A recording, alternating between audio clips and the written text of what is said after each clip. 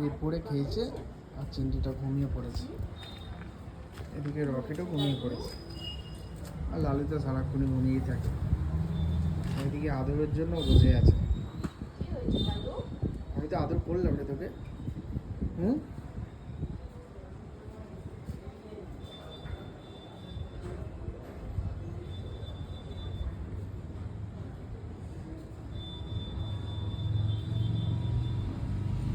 লালু কি এলো রে? পা দেখতে পারবে না, পা দেখতে দেবে না, দেখেছো? পা দেখতে দেবে না, পা হচ্ছে রত্ন সোনা দিয়ে তৈরি।